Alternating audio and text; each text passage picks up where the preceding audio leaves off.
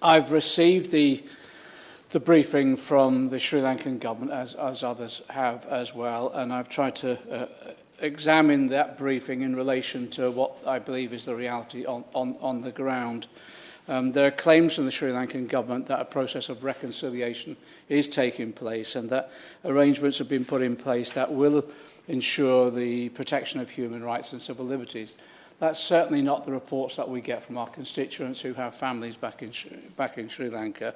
And the examples, just very briefly, the recent ones we've been told is Tamil Remembrance Day, in which people were arrested, detained, and then memorials were smashed as well.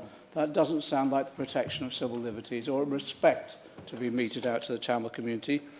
The use of the Prevention of Terrorism Act has been a continuous abuse, to be frank, and the recent death of, I hope I've got the pronunciation right, the young man Nakarasa Alex, who was detained and died in custody, is another example that the use of detention in this way has resulted, and we know in some instances, of torture claims that have taken place.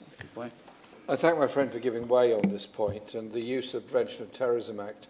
I went to Sri Lanka on a delegation in 1984 and raised with the then President Jayawardena the human rights system, the abuse of human rights and the use of the Prevention of Terrorism Act. And I've met many Sri Lankan families who have people missing from that period on.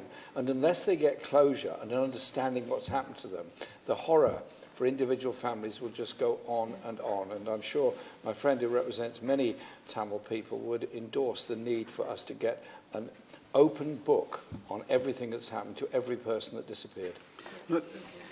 My Tamil friend evidences the long history of this, but the long history of the use of the PTA to detain, the use of the PTA of example after example of torture, but also deaths in custody as well. And from what we hear, the new legislation that's being proposed actually might be worse than the PTA itself. That's the problem that we have.